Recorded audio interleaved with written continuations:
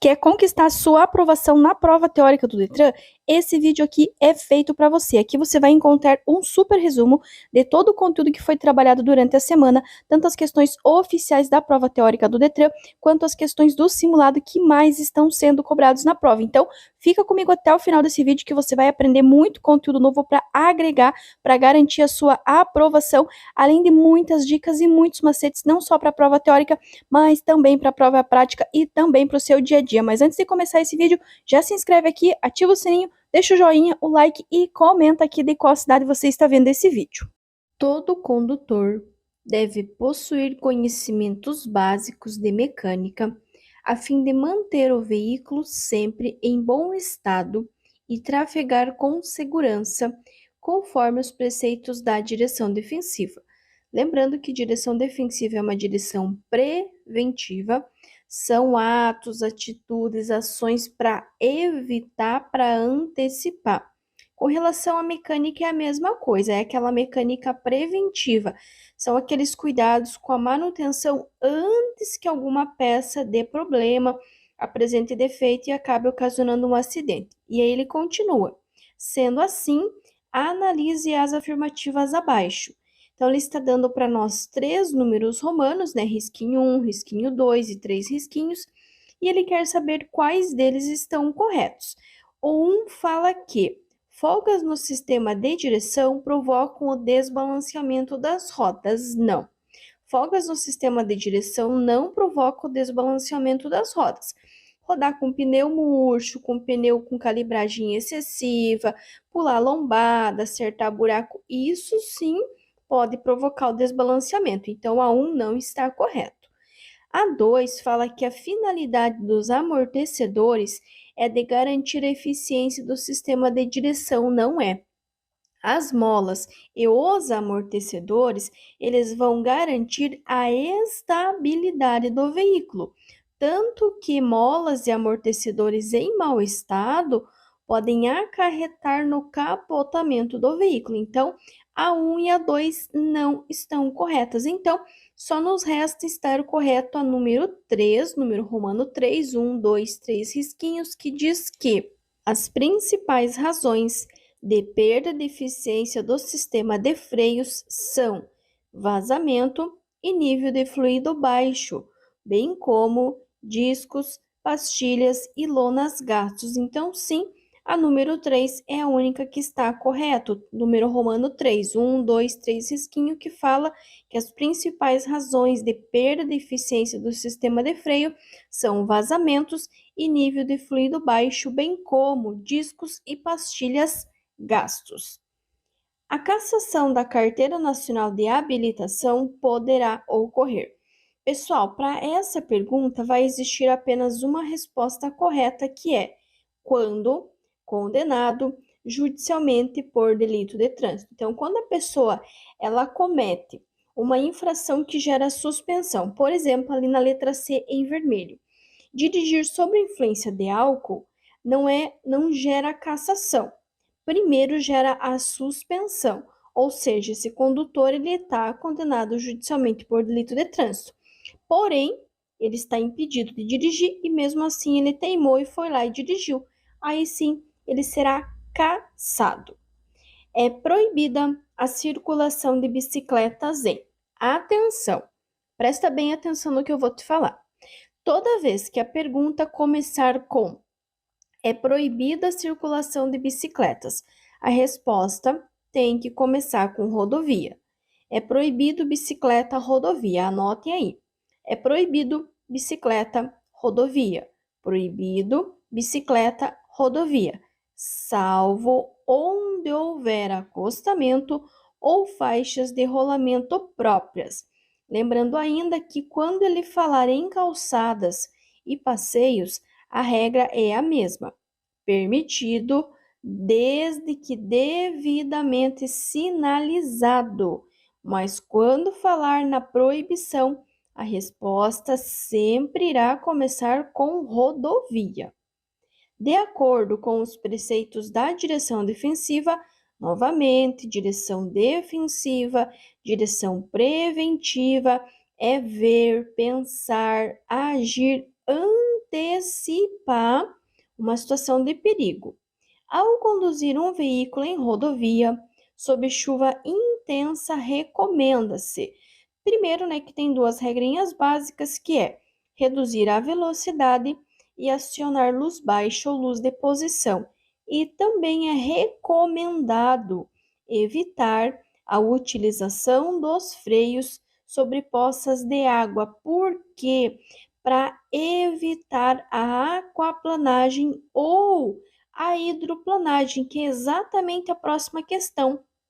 Ocorre a hidroplanagem ou aquaplanagem quando o veículo perde a aderência do pneu com o solo causada por água sobre a pista. Então, a aquaplanagem ou hidroplanagem é uma pequena camada de água no pavimento, uns 2, 3 dedinhos de água. Quando perde-se esse contato por causa dessa água, nós chamamos de hidroplanagem ou aquaplanagem. E para evitar que isso aconteça, é importante evitar a utilização dos freios sobre poças de água. E se porventura você entrar numa aquaplanagem, você vai reduzir a velocidade do teu veículo. De que maneira? Eliminando a pressão do pedal do acelerador e fazendo um leve movimento na direção até você sentir que retomou a aderência novamente. Indique a placa de regulamentação, que significa sentido de circulação da via ou pista. Primeiro, que todas as placas de regulamentação são todas as placas que são redondinhas e têm a sua orla em vermelho. Elas ditam regras, restrições e obrigações na utilização das vias. E aqui ela quer o que significa sentido de circulação da via ou pista, que nesse caso é a setinha apontando seja para a direita ou seja para a esquerda, ela está indicando a circulação da via ou da pista. No segundo desenho, ali na letra D, essa placa que está formando um círculo, essa é a placa de rotatória, tá? A de sentido de circulação da via ou da pista é a de cima, aqui tem apenas uma setinha apontando. A habilitação exigida para um condutor dirigir veículos motorizados utilizados no transporte de carga, cuja peso bruto total exceda 3.500 quilos, corresponde à categoria C. Presta bem atenção na dica que eu vou te dar. A categoria C e a categoria E, ela transporta carga. Só sabendo disso, você já teria maior chance de acertar essa questão. C e E transporta carga. Eu não estou falando do motorista, e sim do que este veículo transporta. Mesma coisa com a categoria B de bola e D de dado, que transporta pessoas. A categoria C e E que transporta carga. A C é o que excede a 3.500 quilos e a E, que é para carreta que exceda 6.000 quilos. E ele também pode perguntar: um condutor habilitado na categoria C pode dirigir? Neste caso, automóvel e caminhão. Por quê? Para ele fazer a categoria C, ele tem que ter passado pela categoria B. B é para dirigir automóvel, C é para dirigir caminhão pequeno. Porém, se ele tem a C, significa que ele fez a A. Lembrando que na primeira habilitação, que nós podemos fazer assim que completamos os 18 anos, o condutor pode fazer, o candidato, aliás, pode fazer só A, só B ou A mais B. Mas para iniciar a habilitação, ele tem que começar com o B. A categoria A, que é para moto, ela é opcional. Eu posso fazer ou não, mas para eu ter as outras categorias, eu preciso começar a escadinha pelo B. Vem o B, depois o C, depois o D e depois o E. Então, significa que eu fiz o B e fiz o C. Se eu fiz o C, significa que eu já fiz o B. Então, eu posso dirigir o B e o C. Mesma coisa quando eu fizer o D, mesma coisa que quando eu fizer o E. Eu sempre poderei dirigir todas as categorias que estão abaixo das que eu fiz, porque significa que eu já passei por elas e que eu posso dirigir tanto a categoria que eu tenho quanto as categorias que estão abaixo dela. Para remover a bateria de um veículo, deve-se. Ele quer saber qual é a maneira de remover essa bateria. Então, vocês irão soltar primeiro o cabo do negativo e depois o do positivo. Então, para remover, para tirar a bateria do teu carro, você vai soltar primeiro o cabo do negativo e depois o do positivo. Agora, presta atenção na segunda questão. Ao tentar partir com o veículo, após uma parada em um cruzamento de grande movimento, o motor morre e, ao acionar a partida, o motor gira lentamente, indicando que a bateria está semi-descarregada. Para dar partida, utilizando uma bateria auxiliar, deve-se ligar. Essa dar a partida com bateria auxiliar nós conhecemos popularmente como chupeta. Sabe quando você pega dois cabos e você passa a carga de um veículo para o outro para poder auxiliar, para poder dar a partida? Então, isso é o que ele está falando nessa questão. E qual que vai ser a maneira correta? É as baterias em paralelo. Quer dizer o quê? Positivo com positivo e negativo com negativo. Então, para dar a partida, utilizando uma bateria auxiliar, deve-se ligar as baterias em paralelo, ou seja, positivo com positivo, negativo com negativo. E para remover a bateria, solta primeiro o cabo do negativo e depois o do positivo. E claro que vale relembrar aquelas 3 questões que caem com bastante frequência quando falamos da bateria. Primeiro, qual que é a função da bateria? Para que serve a bateria do teu carro? Para armazenar e fornecer corrente elétrica. Função da bateria, anotem aí, bateria, função, armazenar e fornecer corrente elétrica. E quando ele fala na manutenção, completar com água destilada. Manutenção, completar com água destilada. E quando ele mencionar a energia que o carro utiliza, é fornecida ao carro por quem? Pela bateria que está armazenando e pelo dínamo barra alternador. Então, a função da bateria é armazenar e fornecer corrente elétrica, a manutenção da bateria, completar com água destilada e toda a energia que o carro utiliza, bateria e pelo dínamo barra alternador. Um condutor habilitado na categoria B pode dirigir A. Motocicleta, B. Qualquer tipo de veículo, C. Automóvel ou D. Ônibus. O que vocês acham que um condutor que tem a categoria B de bola pode dirigir? Lembrando que na primeira habilitação, o candidato a condutor, a futuro condutor, pode fazer A, pode fazer B ou pode fazer A mais B. E quais que são os veículos que são dirigidos na primeira habilitação? A categoria A, que seria para motocicleta. Então, vocês já descartam a letra A. E a categoria B, que seria para o carro ou automóvel, que está na letra C. Então, a motocicleta, aliás, é categoria A, qualquer tipo de veículo teria que ser AE. O automóvel é a categoria B, lembrando que na primeira habilitação pode-se fazer só A, só B ou A mais B, ou seja, carro e moto, moto e carro. E o ônibus seria a categoria D de dado. Lembrando ainda que as categorias B de bola e D de dado transportam pessoas, enquanto que a C e a E transporta cargas, sem considerar, a pessoa, o motorista que está dirigindo o veículo. A embreagem, composta basicamente de um disco e um platô, tem como função principal. Pessoal, a função da embreagem, para facilitar, anotem essa dica. Ela é um interruptor. Sempre que vocês lembrarem da embreagem, imagine que ela seja um interruptor. Anotem essa dica aí. Letra A. Facilitar o funcionamento do motor. Será que o interruptor faz isso? Letra B. Ligar e desligar a força motriz do motor da parte restante da transmissão. O interruptor lá da luz da sua casa, ele serve para quê?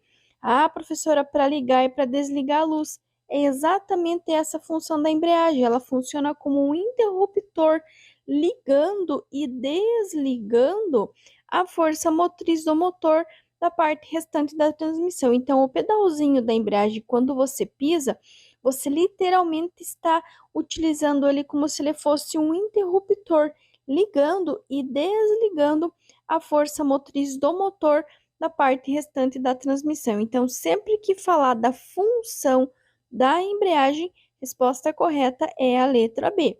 Ligar e desligar a força motriz do motor da parte restante da transmissão. Função principal da embreagem, anote aí. Embreagem, função: ligar e desligar a força motriz do motor da parte restante da transmissão. Ele também pode perguntar da localização da embreagem, que é entre o volante do motor e a caixa de mudanças, entre o volante do motor e a caixa de mudanças. O conjunto da embreagem fica situado no sistema de transmissão e está localizado entre o volante do motor e a caixa de mudanças. Então, se perguntar da função ligar e desligar a força motriz do motor da parte restante da transmissão, e se perguntar da localização entre o volante do motor e a caixa de mudanças. Ao se deparar com um acidente, uma pessoa quer ajudar, mas não consegue cuidar dos acidentados porque sente-se mal ao ver sangramentos e lesões. Nessa situação, a pessoa pode ajudar tomando medidas para afastar o perigo e evitar novos acidentes. Ela deve, portanto, então ele está dando para nós 3 números romanos e ele quer saber quais deles são condutas de primeiros socorros consideradas corretas. O 1, ele fala em ligar a chave de ignição dos veículos acidentados. No 2, sinalizar o local para evitar novos acidentes e atropelamentos. E no 3, definir um local para a melhor colocação do triângulo. No número romano 1, no primeiro risquinho, ele fala em ligar a chave da ignição. Não vai ligar, muito pelo contrário.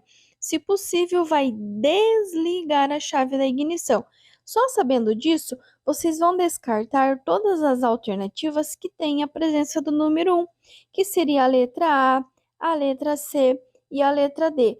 Mas, professora, só sobrou a letra B, quer dizer que estão corretas a 2 e a 3? Sim, exatamente, a 2 e a 3. Sinalizar o local para evitar novos acidentes e atropelamentos está correto. E 3 risquinhos, definir um local para melhor colocação do triângulo. Então, a letra B de bola, que tem 2 risquinhos e 3 risquinhos, é a nossa resposta correta. Sinalizar o local para evitar novos acidentes e atropelamentos e definir um local para melhor colocação do triângulo. Lembrando de não mexer, não movimentar as vítimas e não entrar em contato com o sangue das vítimas. Os marcadores de alinhamento são dispositivos utilizados para. Então, ele está dando ali a figura, esses são marcadores de alinhamento, e ele quer saber para que eles são utilizados. Na letra B, ele fala em bloquear vias interditadas ao tráfego. Na letra B, obrigar o condutor a mudar sua trajetória, no caso, à direita. Letra C, alertar o condutor quando houver alteração do alinhamento horizontal da via. Ou letra D, advertir o condutor de uma situação de perigo à direita. Na letra A, bloquear com certeza não é. Letra B, obrigar com certeza também não é. Ficaríamos entre a letra C e a letra D. Mas ele não vai alertar sobre uma situação de perigo, e sim alertar o condutor quando houver alteração do alinhamento horizontal da via. Significa o quê? Que sempre que tiver esse desenho, tiver esses marcadores na via, ele está indicando que vai ter uma curva, ou seja, ele está alertando o condutor quando houver alteração do alinhamento horizontal da via, ou seja, sempre que tiver uma curva, vai ter a presença desses marcadores de alinhamento. E se porventura for uma curva muito fechada, pode vir acompanhado ainda da contagem 5, 4, 3, 2, 1, ou ainda daquele sonorizador que daí tá na pista que faz aquele barulhinho quando a gente passa. Parada obrigatória é uma placa de, presta bem atenção, parada obrigatória. Ele está dando uma ordem, você vai ter que parar. Se ele está dando uma ordem, é uma placa do quê? Letra A, educativa. Será que educativa ele dá ordem ou ele educa comportamento? Letra B, orientação. Será que as placas de orientação, elas dão ordens ou elas indicam, elas orientam sobre destinos, percursos de locais de interesse? Na letra C, indicação, mesma situação. Será que as placas de indicação, elas dão uma ordem ou elas estão indicando situações da via? Ou letra D, regulamentação. Então, assim, a placa de parada obrigatória é essa placa que eu coloquei aí, ó. Ela é uma placa vermelha, tá? A orla em vermelho, escrito pare. Essa é uma placa do quê? Todas as placas que têm a orla em vermelho são placas de regulamentação. Elas ditam ordem, restrição, obrigação na utilização das vias. Então, esta plaquinha de parada obrigatória é uma placa de regulamentação. E atenção, anotem aí, avançar a placa de pare ou mesmo o sinal vermelho do semáforo é uma infração de natureza gravíssima, com 7 pontos na habilitação. Relacione corretamente as sinalizações às suas respectivas funções. Pessoal, essa questão aqui vocês vão ligar, tá? Relacionar, correlacionar é ligar. Vocês vão ligar a plaquinha ao seu significado. Bom, a primeira, né, vocês já acabaram de ver que todas as plaquinhas vermelhas são de regulamentação. Então, o número romano 1 está lá na letra C. No número romano 2, nós temos uma plaquinha verde. As plaquinhas verdes, as plaquinhas azuis, brancas e também na cor marrom são sinalizações de indicação. Então, a número 2 está lá na letra A. E a número 3 é uma plaquinha amarela. Todas as plaquinhas amarelas, elas estão advertindo, elas estão alertando sobre situações potencialmente perigosas, indicando a sua natureza. Lembra que nós vimos lá os marcadores de alinhamento? Os marcadores de alinhamento também fazem parte da sinalização da advertência. Elas estão advertindo, estão alertando sobre que vai haver, né, uma modificação ali da via. Vai ter uma curva, certo? Então, a nossa sequência aqui ligando os pontos ficou a número 1 lá na letra C, o número 2 lá na letra A e o número 3 lá na letra B. Portanto, ficou um risquinho, letra C, 2 risquinhos, letra A e 3 risquinhos, letra B. Notem que não é difícil acertar essa questão, mas vocês precisam ter o trabalho de fazer essa ligação. Claro que no computador, na hora da prova, vocês não vão conseguir ter uma caneta lá e fazer coloridinho ali, como eu fiz para auxiliar vocês. Mas vocês podem ir com o dedinho e fazer o contorno, tá? Seguindo, então, da letra A eu vou puxar lá na letra C. Perdão, do número 1 eu vou puxar lá na letra C. Então, se eu sei que o número romano 1 só pode ser a letra C, eu vou descartar todas as demais. Ó, presta bem atenção. Se você soubesse apenas a número 1 que é uma placa de regulamentação, note que você já teria descartado a letra A, a letra B, a letra C e teria acertado essa questão. Ó, mais uma muito semelhante com essa que nós acabamos de ver. Só que essa aqui, diferente daquela, ele está dando as 3 plaquinhas e ele quer saber a classificação. Para que elas servem? Então, nós já vimos pela terceira vez que todas as plaquinhas vermelhas que tem a orla em vermelho são placas de regulamentação.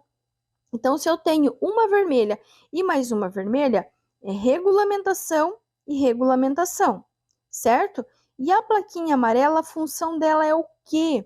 É advertir, é uma plaquinha de advertência, portanto, regulamentação, regulamentação e advertência. É a distância percorrida pelo veículo desde o momento em que o motorista vê o perigo e toma uma atitude. Nesse momento, pessoal, nós temos a distância de reação. É quando eu vi o perigo e tomei uma atitude, ou seja, eu vi o perigo, tirei o pé do acelerador e acionei o freio. Essa é a distância de reação. Na sequência, quando eu continuar freando até o meu carro parar, eu vou ter a distância de frenagem. E quando eu juntar as duas, ou seja, todo o percurso, desde o momento em que eu vi o perigo, tirei o pé do acelerador, acionei o freio, continuei freando até meu carro parar, nós temos a distância de parada, que nada mais é que a soma da reação mais a frenagem. Mas nesse caso aqui, a distância percorrida pelo veículo desde o momento em que o condutor vê o perigo e toma uma atitude é a distância de reação. De acordo com a classificação geral, as fraturas podem ser consideradas de 2 tipos. Elas podem ser abertas e fechadas. Qual é a diferença? Aberta é quando o osso rompe a pele e nós temos a presença da hemorragia externa, que é o sangue que está saindo para fora, certo? E a fechada, o osso quebra, mas ele não chega a romper a pele. Tanto as fraturas quanto as hemorragias, elas podem ser abertas e fechadas ou externas e internas no caso da hemorragia. Todo condutor, além de conhecer a legislação de trânsito, deve preparar-se para conduzir veículos com segurança, conforme preceitos da direção defensiva. Lembrando que a direção defensiva é o ver, pensar e agir.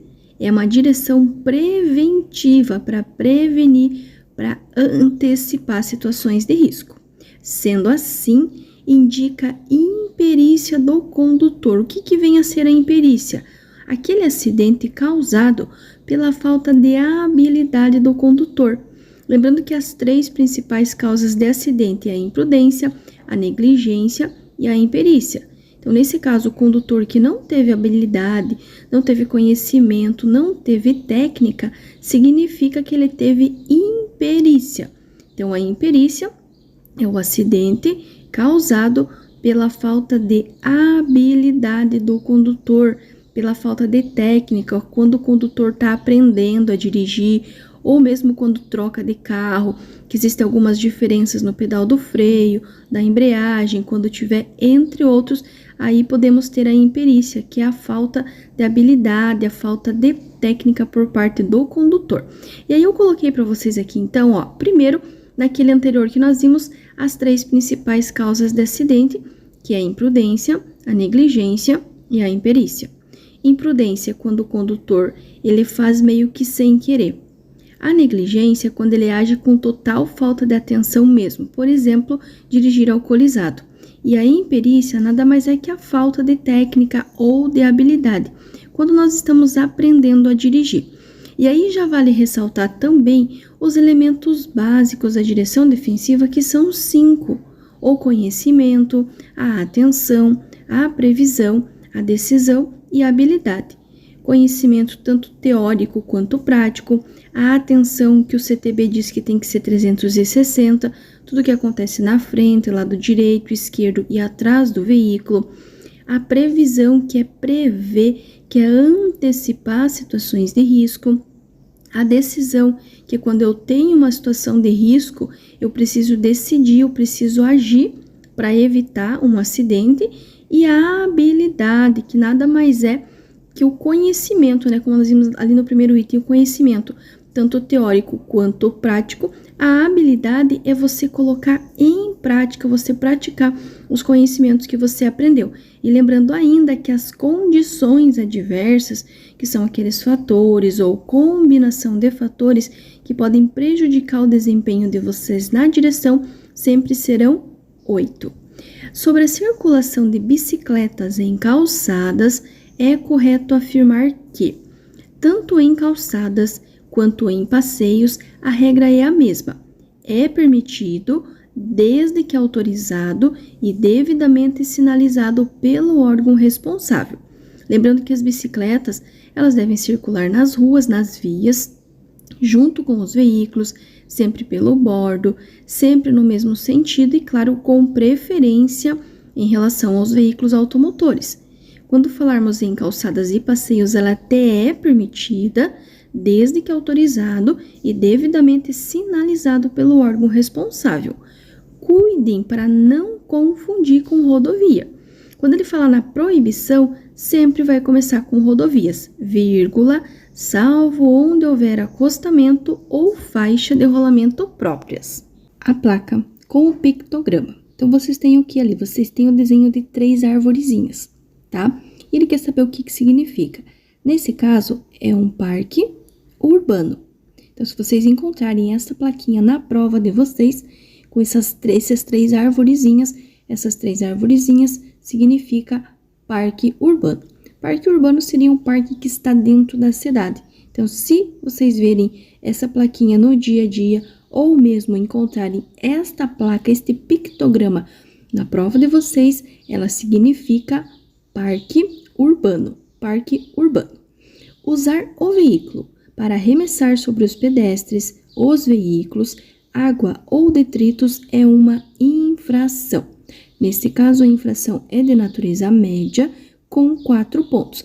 Ele poderia ter uma outra resposta, que ele fala que é infração média, podendo ser considerado irresponsável do ponto de vista ambiental. Então, poderia ter essas duas opções de alternativas, a falar apenas que é média na resposta, ou falar que é uma infração média, que pode ser considerado irresponsável do ponto de vista ambiental. Em vias sem ciclovia, ciclofaixa ou acostamento, os ciclistas. Nós vimos na questão anterior que quando falarmos em calçadas e passeios é permitido, né, desde que devidamente sinalizado. Vimos que é proibido nas rodovias. Nos demais casos, as bicicletas elas deverão circular nas vias junto com os veículos motorizados, ressaltando sempre no mesmo sentido, sempre pelo bordo e sempre com preferência. Então, as bicicletas, quando não tiver ciclovia, ciclofaixa ou acostamento, devem circular nas vias junto com os veículos motorizados. E não esqueçam de sempre manter 1,5 metros ao passar ou ultrapassar um ciclista. Com relação ao trânsito, é legalmente assegurado ao cidadão brasileiro o direito de solicitar ao órgão competente a instalação de semáforo em cruzamento perigoso. No trânsito, pessoal, vocês não podem utilizar a via ou a calçada apenas para o bem próprio, como ele fala na letra D. Reservar com cones sinalizadores local para colocar o carro junto ao meio-fio. Nesse caso não pode, porque a via ela é pública. Então, você não pode utilizar ela exclusivamente para você. Porém, você pode sim, como um todo, né, para ajudar a todos, solicitar ao órgão competente a instalação de semáforo, pode ser de lombada, qualquer outra sinalização em cruzamento perigoso. E ó, lembra a questão anterior que eu falei para vocês? Que vocês têm que manter 1,5 metros ao passar ou ultrapassar um ciclista? Exatamente a nossa próxima questão. Qual a distância mínima ao ultrapassar uma bicicleta? Quando vocês forem passar ou ultrapassar uma bicicleta, e a questão perguntar na distância, gente, presta atenção, distância é medida em metros. É a única forma de medir distância, ou centímetros, ou metros, ou quilômetros. Nesse caso, metros, que é 1,5 metros, 1,5 metros ao passar ou ultrapassar um ciclista. Gente, olha essa última questão, prestem bem atenção. Ele dá um textinho para vocês, meio que um poema. Salve-se quem puder, eu estou na minha, cada um que cuide de si. Eu quero elevar vantagem. Olhe bem esse textinho, e ele quer saber, do ponto de vista da ética, o condutor que assume posições como as mencionadas acima apresenta. Vejam bem que a pessoa está sendo completamente egoísta. Tipo, salve-se quem puder, eu não vou ajudar ninguém porque eu tô na minha. Cada um que cuide de si. E pior, eu quero levar vantagem.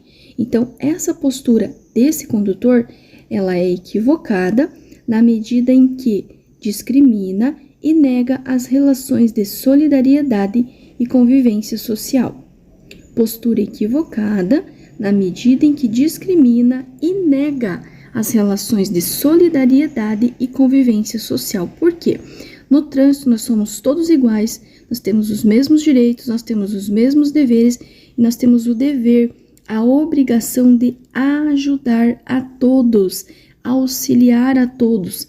Como o CTB fala, sempre que possível, ajudar, auxiliar, manter uma convivência harmoniosa e não ter uma atitude egoísta como mostra aí no textinho. Então, esse textinho é uma postura equivocada. A placa significa. Então, ele está dando para nós uma plaquinha com a letra E, lembrando que o E nos lembra estacionamento, porém, essa plaquinha está dentro de uma placa azul. Lembrando que todas as placas coloridas, as verdes, as azuis, as brancas, são placas de indicação. E as alternativas são: A. Local com estabelecimento onde o condutor pode dormir. Será que o E é de dormir? Letra B. Na área sinalizada, o condutor poderá estacionar o veículo. Agora já faz mais sentido. O E vem de estacionamento. Na letra C, escola próxima à via. Ele também não está mencionando escola. E D, posto de socorro médico junto ou próximo à via. Então, o E lembra estacionamento, lembra estacionar.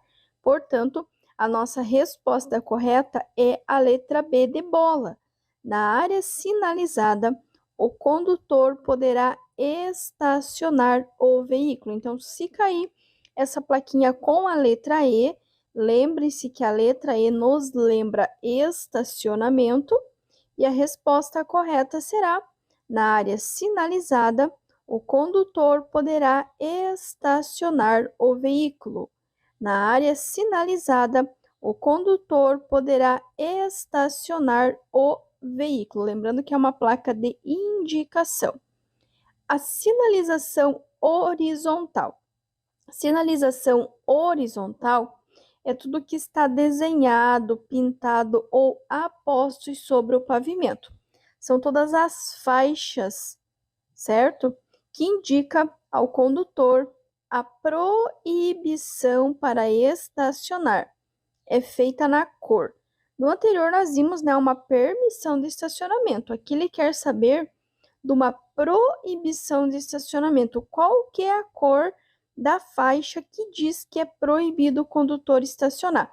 A faixa que ele se refere é aquela faixa pintada no meio-fio. Letra A, amarela. B, azul. C, branca. Ou D, vermelha. Então, ele quer saber da sinalização horizontal da faixa. Qual é a cor do meio-fio? Qual é a pintura do meio-fio que proíbe o estacionamento?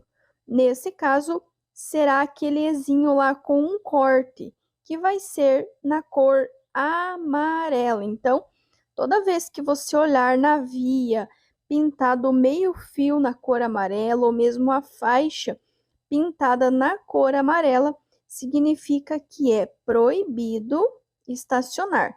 A área de conflito também, que é aquele quadrado onde encontra-se as 4 vias que nós chamamos de área de conflito, também é na cor amarela, porque é um local onde todos utilizam, mas ninguém pode parar, muito menos estacionar.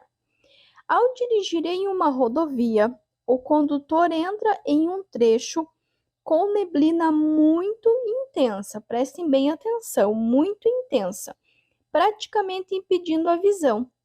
Nessa situação, ele deve: A. Prosseguir a viagem com velocidade reduzida, acionando as luzes do pisca-alerta. B. Parar no acostamento, ligando as luzes de posição do veículo. C. Prosseguir a viagem com velocidade reduzida, acionando os faróis altos. Ou D. Procurar um local seguro, fora da pista, para parar o veículo e aguardar a melhoria da visibilidade. Então, presta bem atenção. Primeiro, ele fala que a neblina é o quê? Ela é muito intensa. Se ela é muito intensa, você não vai prosseguir a viagem, você não vai ligar o pisca-alerta, você não vai parar no acostamento e muito menos acionar os faróis altos. Só sabendo disso, nós já sabemos que a resposta correta será a letra D. Procurar um local seguro, fora da pista, para parar o veículo e aguardar a melhoria da visibilidade. Se vocês lembrarem das dicas, que se a visibilidade estiver muito intensa, você não vai prosseguir, você não vai parar no acostamento e não vai acionar o farol alto, você já teria acertado essa questão. A estabilidade do veículo também está relacionada com os pneus. O condutor deve conferir periodicamente e regularmente: 1. A calibragem dos pneus. 2. O desgaste dos pneus. Ou 3. A existência de possíveis deformações na carcaça. E ele quer saber quais deles estão corretos. Então, ele está dando 3 números romanos: 1. A calibragem dos pneus. 2. O desgaste dos pneus. E 3. A existência de possíveis deformações na carcaça. E aí ele quer saber o que vocês irão conferir periódica e regularmente.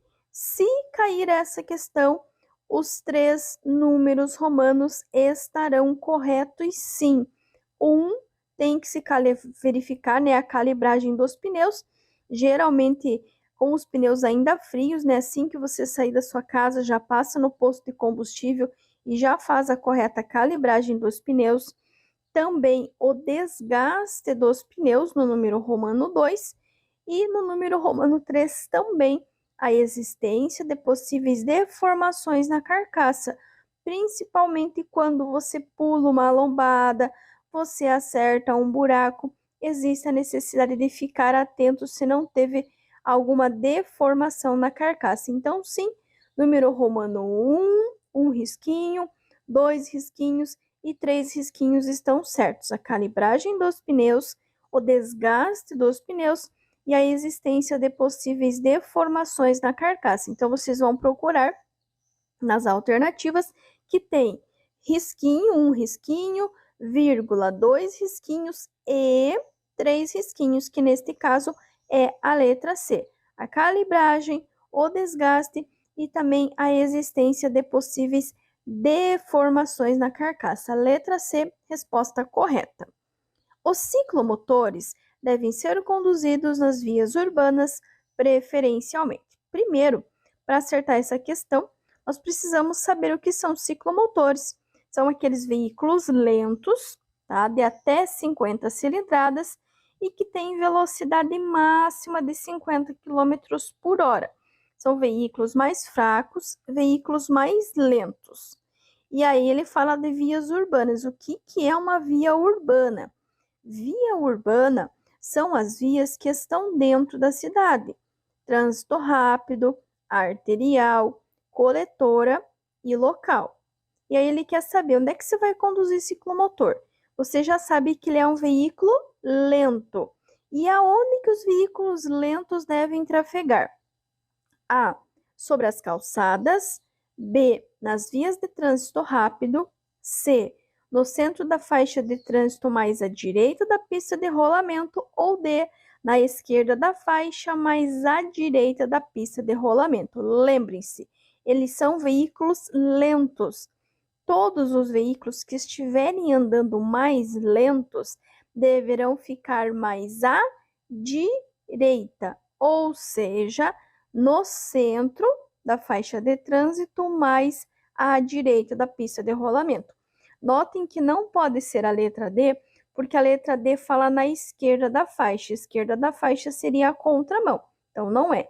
É no centro da faixa de trânsito, mais à direita da pista de rolamento. As penalidades dos crimes de trânsito podem ser agravadas caso o condutor do veículo tenha cometido a infração. Então, novamente, ele está dando 3 números romanos e ele quer saber qual ou quais deles estão corretos. Vou começar dando uma dica. Anotem aí, é sempre importante vocês anotarem as dicas, anotarem os macetes. Se vocês quiserem aumentar as chances de vocês passarem na prova, copiem a pergunta e a resposta correta. Então, atenção à dica. Não é crime, exatamente, não é crime o veículo não estar devidamente licenciado e a CNH ou a PPD estarem vencidas há mais de 30 dias. Sabendo disso, descartamos a número 3. Então, ficamos com a 1, sem possuir a CNH, e a 3, sobre a faixa destinada a pedestre, que são os 2 crimes que nós temos nessa questão.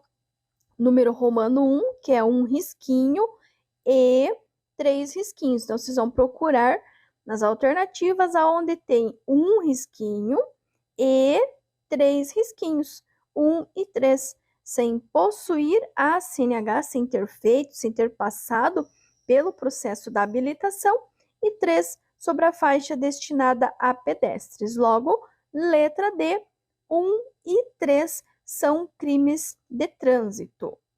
Transitar com o veículo em ciclovia ou ciclofaixa é. Novamente, para saber interpretar essa questão, vocês precisam saber que ciclovia e ciclofaixa é um local de uso exclusivo dos pedestres e dos ciclistas, certo? Se é um local exclusivo deles, eu não posso colocar meu veículo, senão eu irei colocar a vida deles em risco. E aí eu te pergunto, levando em conta todas as dicas que eu dou aqui no canal, qual é a infração que você coloca além da tua vida, a vida do outro em risco? Quem souber, quem lembrar dessa dica já acertou essa questão. Na letra A, ele fala em permitido, caso seja feito com velocidade compatível. Pessoal, não é permitido, tá? Sabendo disso, vocês já descartam também a letra C, que fala em permitido.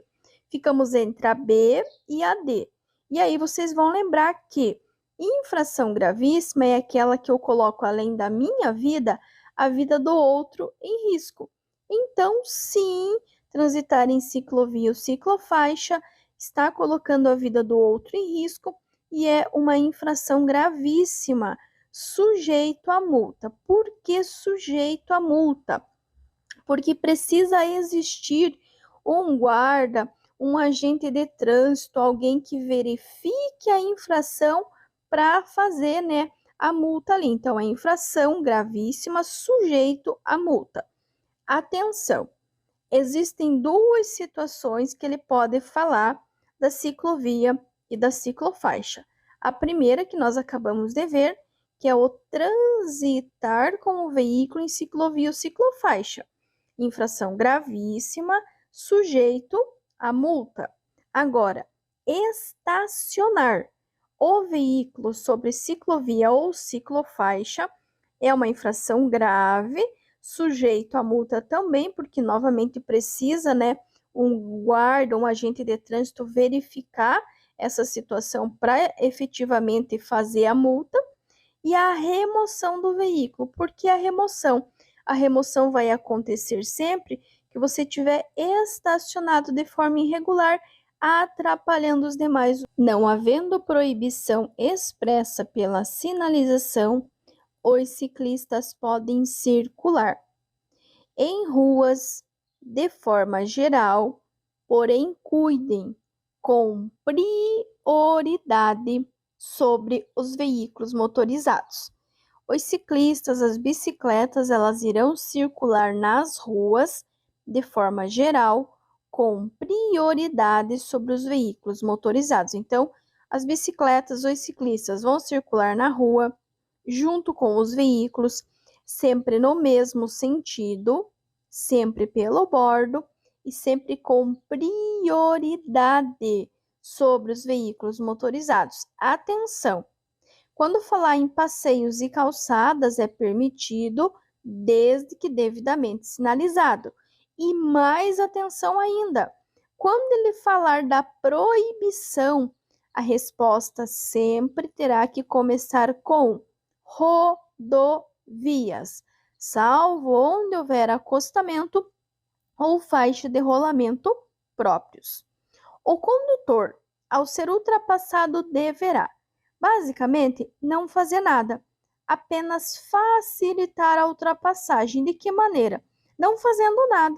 Exatamente na velocidade que ele estiver, ele vai ficar, ele vai permanecer, a não ser que ele eventualmente presencie uma situação que tenha um perigo maior durante a ultrapassagem da outra pessoa, do outro condutor, aí ele poderá reduzir um pouco a velocidade para facilitar a ultrapassagem. Todos os anos, durante a estação das chuvas, inúmeras cidades brasileiras sofrem com o problema das enchentes que, além de afetarem a circulação dos veículos, ainda provocam graves prejuízos aos motoristas e à população em geral. Dentre os fatores responsáveis pelas enchentes, pode-se citar. Presta bem atenção no que eu vou te falar. Ele contou que tem a chuva, tá? A chuva não é o problema. O problema é que quando essa chuva cai, ela forma enchente. Por quê? Porque essa água não tem para onde ir. Por que ela não tem para onde ir? Porque o lixo acumulado, ele acaba entupindo os rios, acaba entupindo os bueiros, que resulta na enchente. Então, o fator responsável pela enchente não é a chuva, e sim o acúmulo de lixo no leito de rios e a impermeabilização asfáltica das ruas, ou seja, o acúmulo de lixo, os bueiros entupidos e a quantidade absurda de asfalto faz com que essa água não possa escoar e assim acaba resultando na enchente. Os faróis do veículo devem ser examinados periodicamente, avaliando-se o alinhamento e a regulagem. Quer dizer o quê? Avaliar se os dois faróis estão na mesma altura e se os dois faróis estão na mesma direção. Não está um mais para cima, um mais para baixo, um mais para a direita, outro mais para a esquerda. Os dois precisam estar alinhados e regulados. Então, os faróis do veículo devem ser examinados periodicamente, avaliando-se o alinhamento e regulagem. Ter domínio a respeito da utilização dos faróis do veículo faz parte da direção segura. Assim, o condutor deve saber que o uso do farol baixo é obrigatório para automóveis em rodovias, mesmo durante o dia.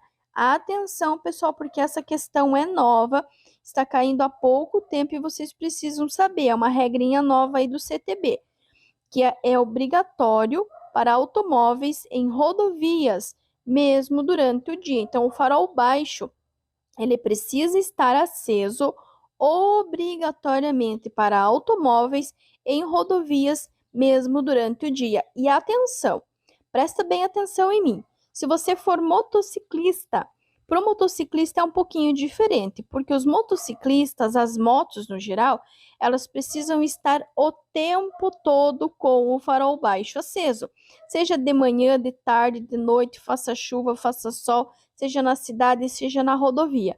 As motocicletas, as motos no geral, elas precisam estar com o farol baixo aceso o tempo todo, senão isso gera uma multa, gera uma infração. Em uma rodovia recém-inaugurada, ainda com poucos postos de abastecimento, Um condutor tem seu veículo imobilizado por falta de combustível. Ele para no acostamento, sinaliza com o triângulo de emergência.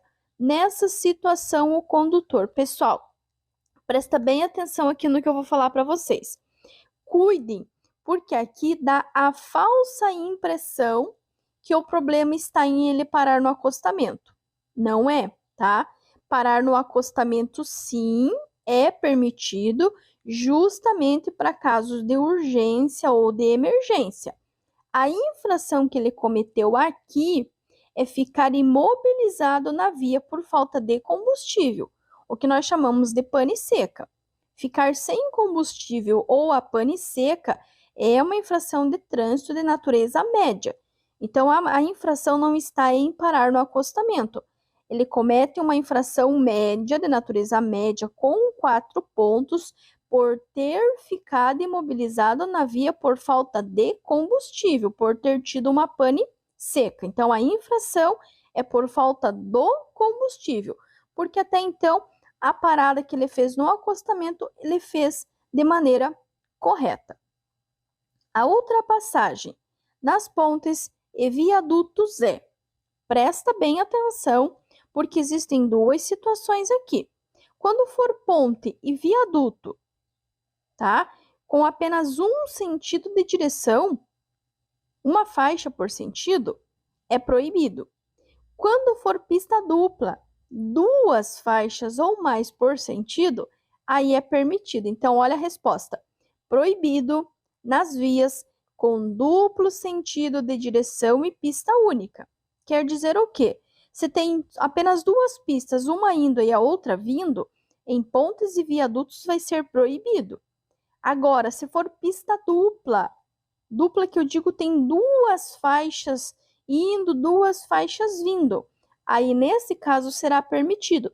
Tanto é que tem uma outra questão que cai com números romanos 1, 2 e 3, e justamente no número romano 3 fala, né, na ultrapassagem, em pontes, túneis e viadutos, quando for pista dupla, não é sentido duplo, e sim pista dupla.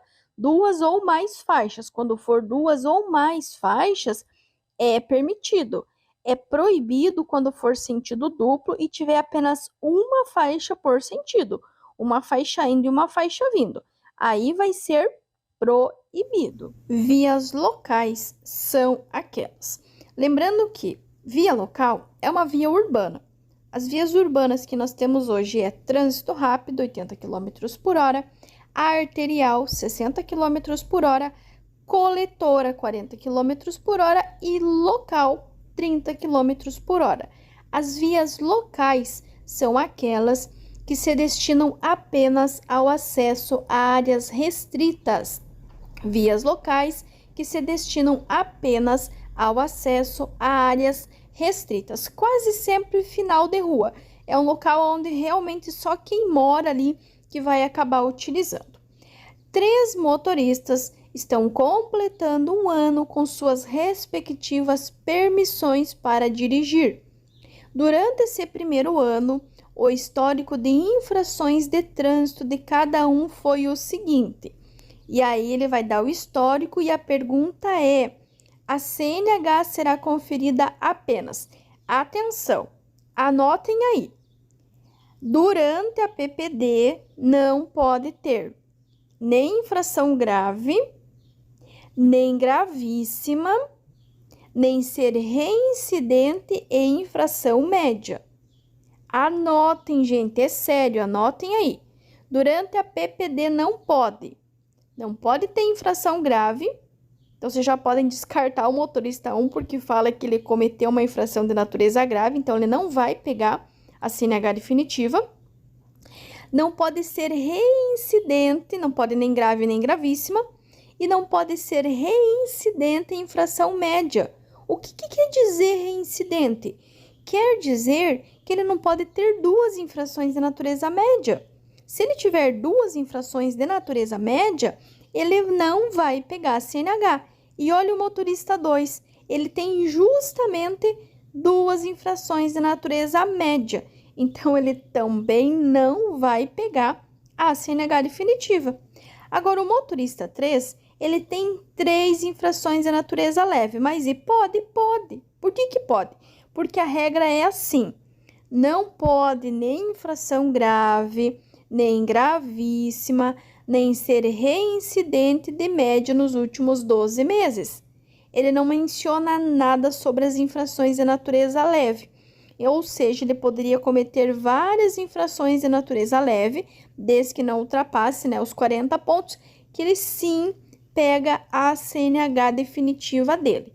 Então, não pode nem grave, nem gravíssima, nem ser reincidente de infração média nos últimos 12 meses. Logo, só o motorista 3 vai pegar a CNH definitiva, ou não vai pegar porque cometeu uma infração grave, não pode nem grave nem gravíssima, e o 2 porque cometeu 2 infrações médias, ou seja, ele foi reincidente. Então, não pode grave, nem gravíssima, nem ser reincidente em infração média. Então, como o motorista 1 teve uma grave e o motorista 2 foi reincidente, ou seja, ele teve 2 infrações da natureza média, nem o 1 e nem o 2 irão pegar a CNH definitiva. Então, o único que vai pegar a CNH definitiva será o motorista 3. Então, ao motorista 3, a posição correta que o condutor deve adotar para conduzir veículos é. Vamos começar com dica? Vamos começar com macete? Pessoal, atenção! Ele não vai falar de pés, ele não vai falar de pernas. Exatamente, ele não vai falar de pés, ele não vai falar de pernas. Então, sabendo disso, vocês descartam a letra A e descartam a letra D. Ficamos entre a B, que fala em mão direita sobre a alavanca de câmbio. Não vai ficar com a mão sobre a alavanca de câmbio, não pode. Então, só nos resta a letra C, as 2 mãos no volante, imitando os ponteiros de um relógio na posição de 9 horas e 15 minutos. Então, a posição correta que o condutor deve adotar para conduzir veículos é, lembrem-se, não vai falar de pés, não vai falar de pernas, não vai falar de calcanhares. Ele vai falar das mãos, mas cuidem, é as duas mãos no volante, imitando os ponteiros de um relógio na posição de 9 horas e 15 minutos. Outra questão muito cobrada, ele também fala da posição correta ao dirigir. Então, diz assim, a posição correta ao dirigir faz parte dos preceitos de direção defensiva. Lembrando que direção defensiva é direção preventiva, é ver, pensar, agir, antecipar situações de perigo, ok? Pois evita o desgaste físico, entre outras coisas. Faz parte da lista de posições. Calma, gente, não se preocupe que essa lista de posições é composta por 2 itens. O anterior, que nós vimos, as 2 mãos no volante, e esse daqui. Então, ele pergunta lá, né? Faz parte da lista de posições recomendadas para dirigir o veículo. A. Calcanhares ligeiramente suspensos. B. Braços ligeiramente dobrados. C. Pernas esticadas. Ou D. Pé esquerdo levemente apoiado no pedal da embreagem. Bom, eu dei a dica. Ele não vai falar de pés, descarta a letra D. Não vai falar de pernas, descarta a letra C. E não vai falar de calcanhares, então também descarta a letra A. Logo, nos resta a letra B, braços ligeiramente dobrados. Então, as 2 posições que ele pode perguntar, que pode cair na prova, serão braços ligeiramente dobrados ou 9 horas e 15 minutos. Anotem aí, braços ligeiramente dobrados ou 9 horas e 15 minutos. A placa R2 regulamenta. Então, ele já está contando que é uma placa de regulamentação. Todas as placas de regulamentação ditam regras, restrições, obrigações e proibições na utilização das vias. E aí ele quer saber qual é o significado dessa placa. A. Sentido proibido. Ele está apontando para algum lado? Ele está dizendo alguma proibição? Não está. B. Proibido ultrapassar. Novamente, não tem proibição. Uma vez que a proibição, ela terá que ter um corte, ela teria que ter uma faixa nela, tá? Então, teria que ter a plaquinha e a plaquinha teria que estar cortada para indicar uma proibição. Então, descarta a letra A, descarta a letra B. Na letra C, ele fala em dê a preferência. E na letra D, estacionamento regulamentado. Não tem como ser estacionamento regulamentado porque teria que ter a presença da letrinha E de estacionamento. Ai, Profilo, mas então com essas dicas só sobrou a letra C, dê a preferência? Sim, exatamente. A placa R2, ela regulamenta a letra C, dê a preferência. Então, esse é o significado dessa plaquinha. A plaquinha R2, ela regulamenta dê a preferência. Letra C, dê a preferência. Avançar o sinal vermelho do semáforo ou de parada obrigatória é uma falta que gera. Então, a placa de parada obrigatória é essa que eu coloquei ali, tá? As infrações que nós temos hoje são gravíssima 7, grave 5, média 4 e leve 3. E aí ele quer saber, avançar o sinal vermelho do semáforo ou de parada obrigatória é uma falta que gera o quê? A, multa 7 pontos. B, multa 5 pontos. C, multa 4 pontos. Ou D, multa 3 pontos. Qual que vocês acham que é? Lembrando que avançar o sinal vermelho, você estará colocando a tua vida e a vida dos demais em risco.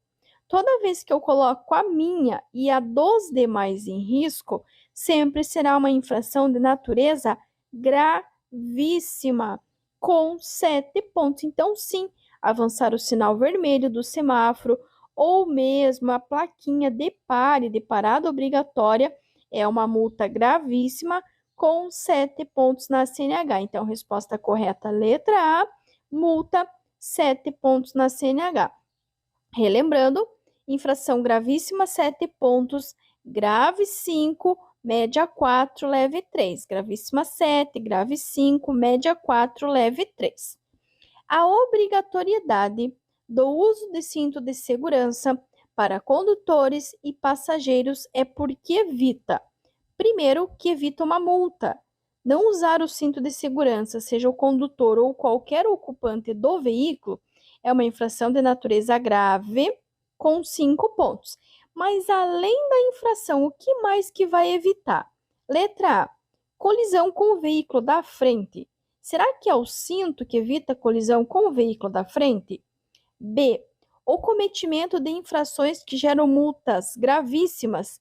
Não é gravíssima, é grave com 5 pontos. Então, definitivamente não é a letra B.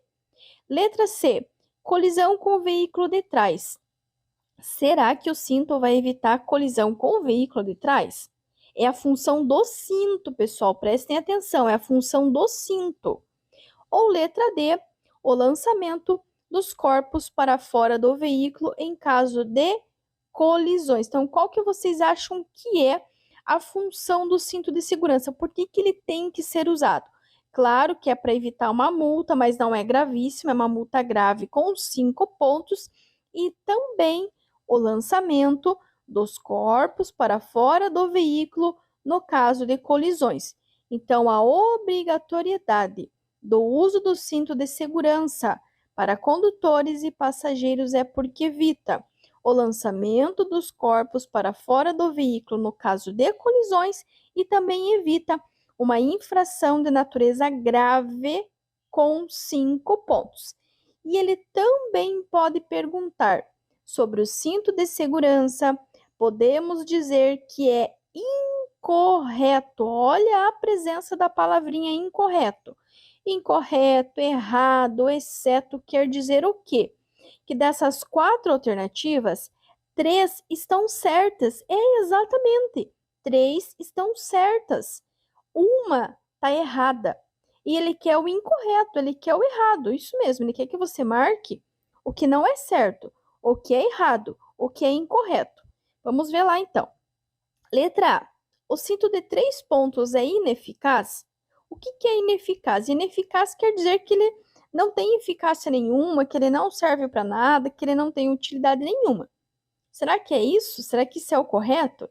Letra B. O cinto de 3 pontos é aquele que se prende ao peito e ao quadril ao mesmo tempo? Sim, isso é verdadeiro. C. O cinto torácico é aquele que se prende ao peito? Sim, também é verdade. E D. O cinto pélvico é aquele que se prende à cintura? Também é. Então percebam que na letra B, na letra C e na letra D são respostas corretas, são afirmativas.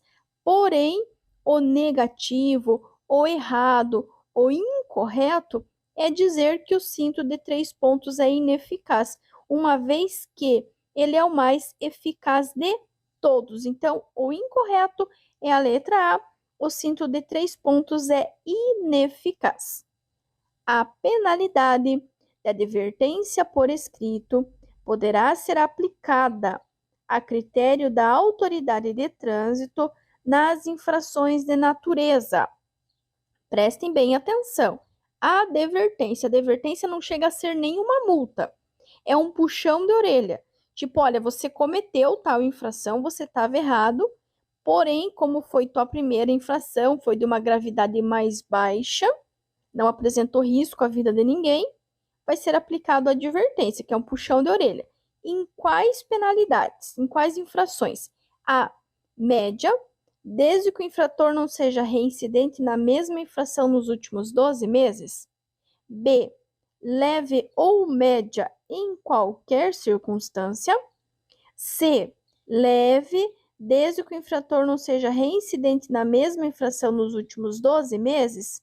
Ou D, leve ou média, desde que o infrator não seja reincidente na mesma infração nos últimos 12 meses. Pois bem, acertou quem respondeu a letra D.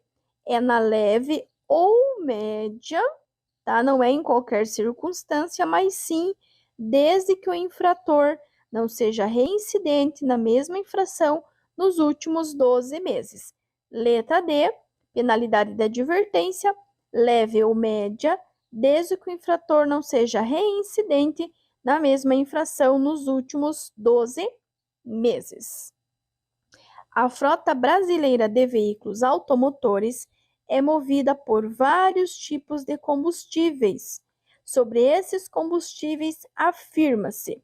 Eu vou relembrar vocês que nós temos o diesel, a gasolina, tanto comum quanto aditivada, nós temos o álcool e nós temos o GNV. O que vocês precisam saber? Que o diesel, ele é o mais poluente de todos. Que o GNV, que é o gás natural veicular, ele é o menos poluente, mas também é o menos utilizado. Que a gasolina comum e a gasolina aditivada têm o mesmo teor de poluição e que nos veículos novos e bem regulados, a queima, a poluição do álcool e da gasolina são semelhantes, são parecidos, tá? Ele diz lá, 4 números romanos e ele quer saber quais estão corretos. O 1 fala que a gasolina e o diesel são os principais agentes poluidores do ar atmosférico, sobretudo nas grandes cidades. Sim, isso é verdade. 2, o metanol adicionado ao álcool aumenta o teor de poluição no ar atmosférico. Sim, isso também é verdade. No 3, ele fala que o gás natural é considerado um combustível alternativo, que apesar de ser renovável, é muito poluente. Não, não é. Ele é o menos poluente de todos, então não é. A 3 não está correta. Por enquanto, só a 1 e a 2.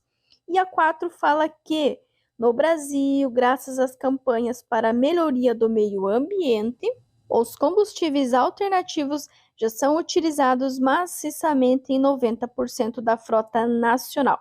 Não é verdade.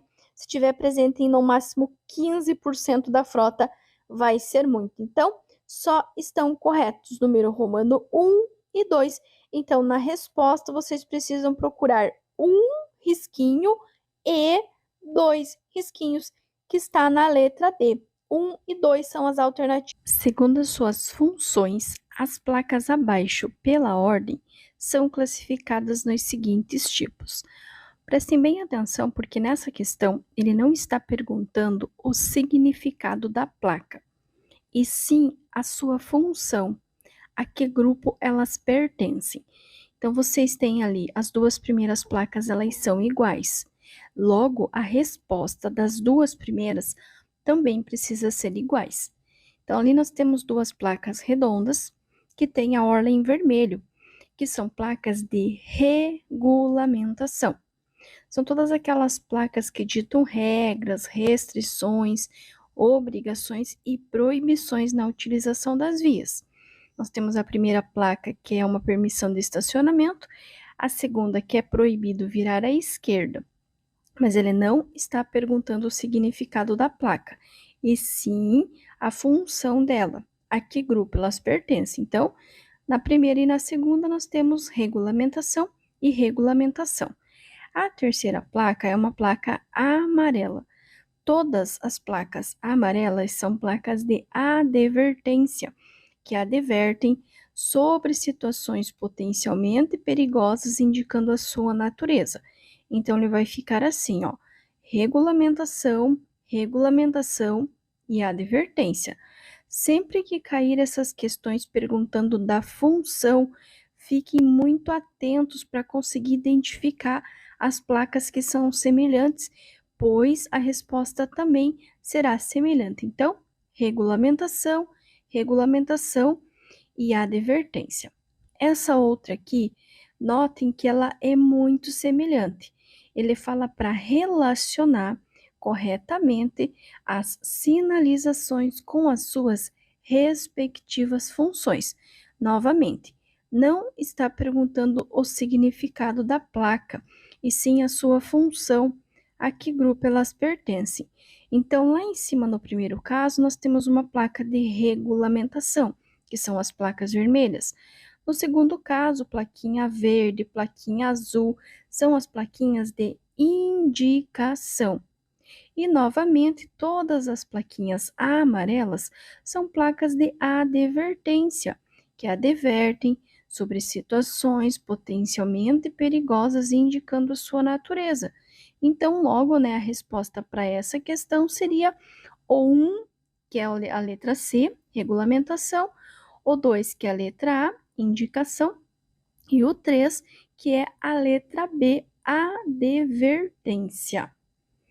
A placa abaixo corresponde a uma sinalização. Então, o que diz ali? Pedestre, use a passarela. Ele está contando que o fundo e a orla externa são em brancos e as letras e símbolos são em preto. Esta é uma placa educativa. Placas educativas são todas aquelas placas que educam o comportamento dos usuários. Por exemplo, pedestre, use a passarela. Motociclista, use capacete. Crianças no banco de trás, elas não estão dando uma ordem, não estão advertindo nada. Elas estão apenas educando o comportamento dos usuários para evitar, se porventura acontecer alguma situação inesperada, não ter problema, esse pedestre, essa criança, esse motociclista não se machucar. Então, sempre que tiver uma placa branca e as inscrições em preto, é uma placa educativa. A placa com fundo branco e as inscrições em preto também poderá ser utilizada no caso de atrativos turísticos, que pode ser tanto branca quanto na cor marrom. Então, a cor branca pode ser educativa, pode ser de atrativos turísticos, e atrativos turísticos pode ser tanto na cor branca quanto na cor marrom. Devido à tempestade, os cabos elétricos se romperam e estão sobre um carro com 3 passageiros.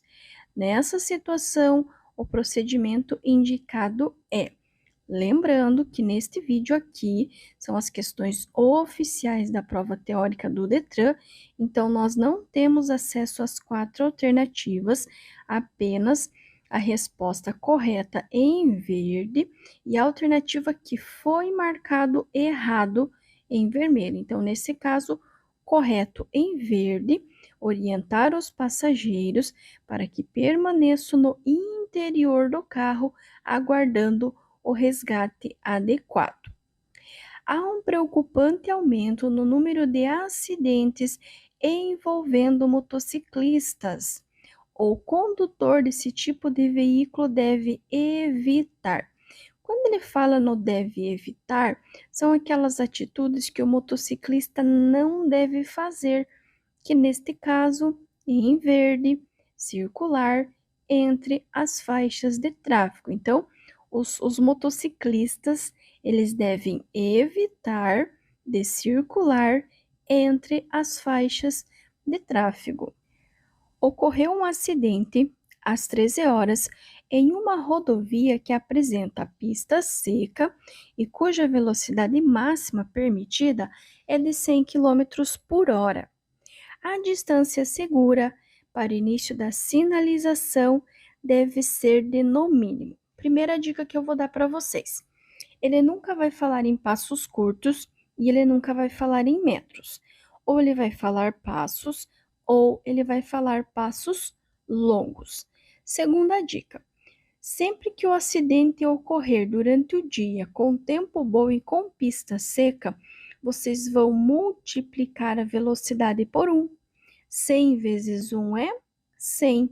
Então, vocês vão identificar a velocidade da via, no caso 100 km por hora, vão identificar se o acidente foi de dia, foi de noite, se era pista seca ou molhada.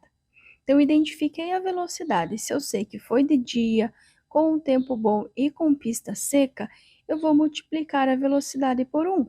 100 vezes 1 é 100 passos longos. Aqui mais um exemplo. Em uma rodovia cuja velocidade máxima permitida é de 80 km por hora, ocorreu uma colisão de um carro com um ônibus. O acidente aconteceu às 11 horas, a pista estava seca. Para essa situação, recomenda-se que a distância do acidente para início da sinalização deve ser de, novamente, identifiquei a velocidade, 80 km por hora. Já identifiquei que foi de dia e que a pista estava seca, então vai ser 80 vezes 1. 80 vezes 1 é 80. 80 passos longos de um adulto. Lembrem-se, ele não vai falar em passos curtos e ele não vai falar em metros. 80 passos longos de um adulto. Então, durante o dia, com tempo bom, com pista seca, velocidade vezes 1. Agora, atenção! Se for durante a noite ou mesmo durante o dia estiver chovendo, a conta é um pouquinho diferente. Será a velocidade vezes 2, que é essa questão aqui, ó. A velocidade máxima permitida em uma rodovia é de 100 km por hora. À noite, olhem bem, à noite, poderia ser de noite, poderia ser de dia com pista molhada, tá? A regra é a mesma. A distância do acidente para o início da sinalização, medida na forma de passo longo de um adulto, deve ser de, durante a noite ou mesmo durante o dia, vocês vão multiplicar a velocidade por 2. 100 vezes 2 é 200. Se fosse 80, 80 vezes 2, 160. Então, durante a noite ou mesmo durante o dia, se estiver chovendo, é velocidade vezes 2. 100 vezes 2, 200. E lembrem-se, ele não vai falar de passos curtos, ele não vai falar de metros. Ou ele vai falar de passos, ele vai falar na própria pergunta, né?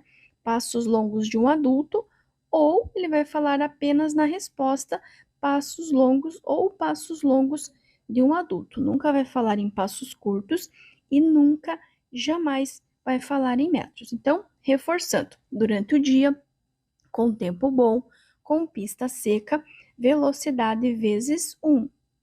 Durante a noite ou mesmo durante o dia, se estiver chovendo, velocidade vezes 2.